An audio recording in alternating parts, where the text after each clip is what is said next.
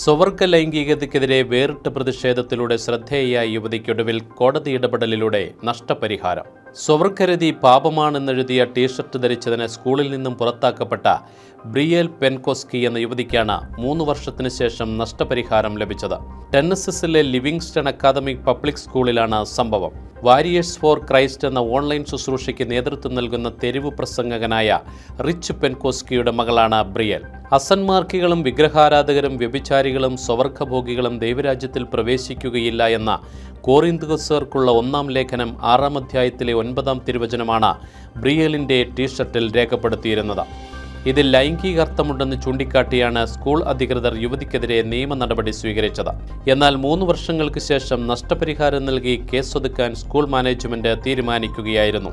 സത്യം വിജയിച്ചു എന്ന് തോന്നുന്നുണ്ടെങ്കിലും സ്കൂൾ അധികൃതർ ഈ തിന്മയ്ക്കെതിരെ പുലർത്തുന്ന നിസ്സംഗത തന്നെ വേദനിപ്പിച്ചതായി ബ്രിയേൽ പ്രതികരിച്ചു. ബ്രിയേലിന്റെ അധ്യാപകരിൽ ഒരാളുടെ ക്ലാസ് മുറിയിൽ ഒരു LGBT പ്രൈഡ് സ്റ്റിക്കർ പ്രദർശിപ്പിച്ചിരുന്നു എന്നത് ഈ വിഷയത്തിലുള്ള സ്കൂൾ മാനേജ്മെന്റിന്റെ ഇരട്ടത്താപ്പാണ് വ്യക്തമാക്കുന്നതെന്നും ബ്രിയേൽ കോടതിയിൽ വാദിച്ചിരുന്നു. ഏതായാലും അസന്മാർക്കിക പ്രവണതകൾക്കെതിരെ പ്രതികരിക്കാൻ ഭയപ്പാടില്ലാതെ ബ്രിയേലിനെ പോലുള്ള പുതുതലമുറ മുമ്പോട്ട് വരുന്നു എന്നത് ഏറെ പ്രത്യാശയുണ്ടാക്കുന്ന കാര്യമാണ്.